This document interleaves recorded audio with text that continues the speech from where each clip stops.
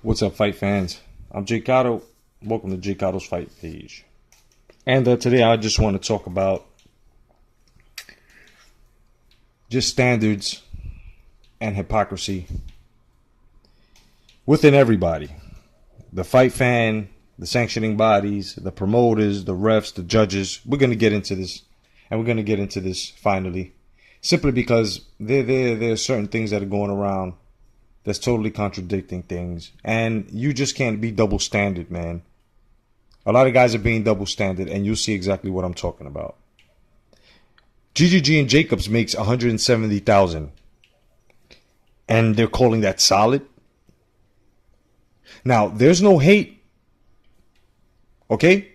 There's no hate here on GGG, and there's no hate here on Jacobs or the fight that they had. There's no hate whatsoever. Let's just get that out the way so people won't unsubscribe or be hurt in the ass or they're feeling swelling. Because what I'm about to say and get into, it's probably going to bother some of you guys who follow these fighters that I'm mentioning. But they're calling 170,000 solid. Okay. Now, had that been Pacquiao, Canelo, Crawford, or any pay-per-view fighter that made this amount, they would have called it a failure. Okay?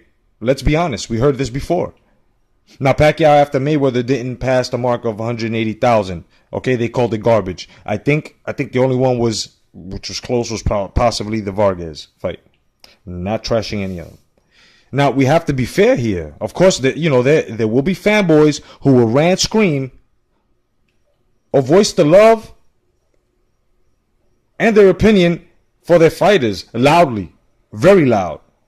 And at the same time, they will be very, very biased.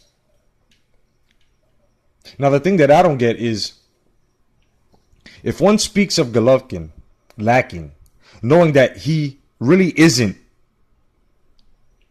3 times undisputed unified champion with the WBC being handed to him by who Aiden Morrison, peace to you, my brother, calls Can Yellow, and I call the packet of duck sauce.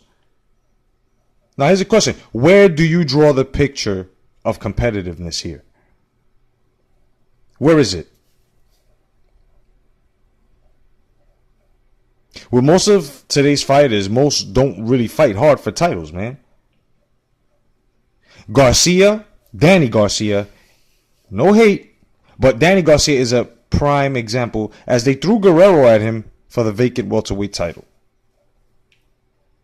It's not their fault, you say? Then you just really don't want to see your fighter being tested or even reach his peak. This is why most debates against the older than you is relevant, and it needs to come back. The standard is set. It's already set. There's only 2 things that a fighter can do.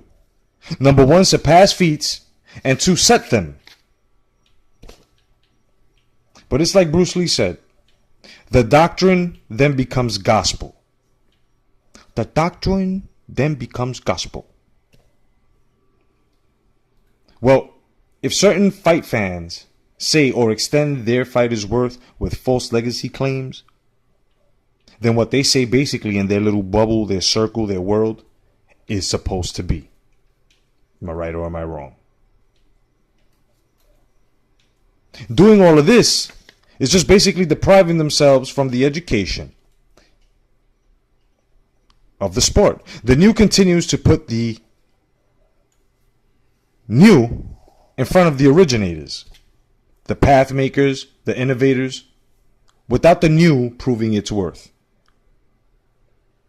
Now, many greats have spoken out, and many have told the truth, but now it seems that their words are muffled by rants and ignorance of the new being as solid as the old, with no effort.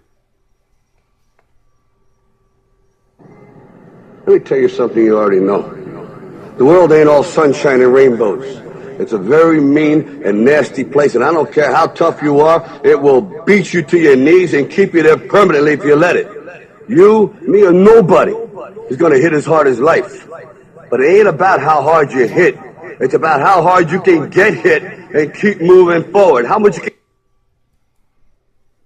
Now, downing old school contenders like Ron Lyle or Mugabe, who never won titles, new schoolers see them as losers, bums. But the real fact of the matter is that they were top contenders, competitive, kept the sport in circulation. These were warriors who fought 2 to 3 times, maybe more a year. These gentlemen, if in this era, would destroy the heavyweight and middleweight era of today. And that is a fact, Jack. People, fans, fight fans don't like Garcia for 3 reasons. Danny Garcia. And these are facts. 1, his father's mouth. 2, his fans like to call him TBE. And 3, he keeps saying that he's better than any Puerto Rican fighter that was before him. And that he's from the old school era. And he keeps saying that he's better than them. And then here comes the gospel. Here comes the doctrine becoming gospel. Because most of it comes from huge propaganda machines within Max Kellerman, Showtime, HBO, Stephen A. Smith, and Sports Center, and any other network or outlet that promotes the sport today. The media doesn't ask the soiled questions that hit the root. They have cereal box fighters being promoted and pushed as they continue to try and rob the real fighter during the fights. Sanctioning bodies keep doing favors and taking money. The refs keep taking money.